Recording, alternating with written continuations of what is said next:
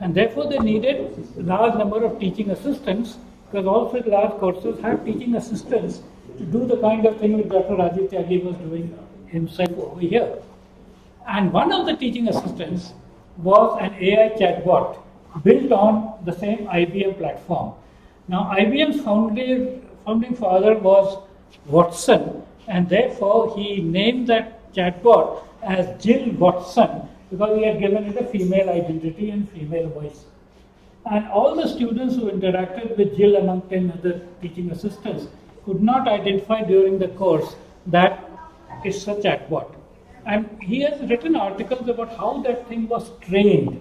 So the whole idea of things that was that firstly Ashok Goel was an experienced teacher, therefore he knew what kind of questions students asked, etc., etc. So that database was available.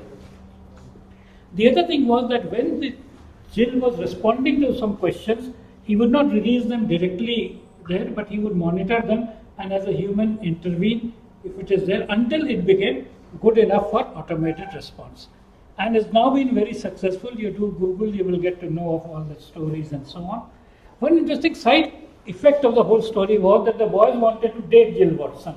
Yeah. And when they put in request for are you free on Saturday, how are you, etc. that you were asking, the professor intervened saying no, Jill has some work at home, she can't go out, etc. etc. and so on. And he said that I felt like the father of a daughter who's kind of managing the doctor's interactions with the other people. So I think we now got solid evidence this has been done, and the future is wide open. And there is any number of things that we can do. And the whole idea of the community can be to keep on looking at this.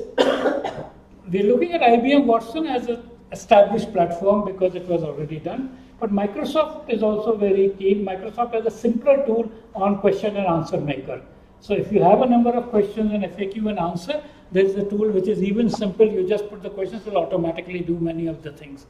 So we will continue looking at that, sharing more about the fundamentals as well as about the details. And the sooner some of you decide to create actual projects, etc., and find help from this, it will be a great thing.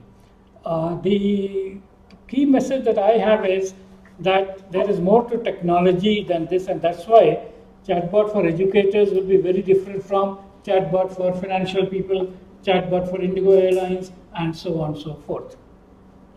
So thank you, Dr. Tyagi, for really giving it a kickstart, because only when people do with this thing that they get the confidence of having done that. I will now request Shashidhar to talk about whatever about he is talking about the UX interface and about the gig economy and everything, and why it is very interesting in the gig economy that in the gig economy more or less everybody is an individual practitioner. So you are a one-person business entity, and therefore it will be even more important for people to have chatbots to support them.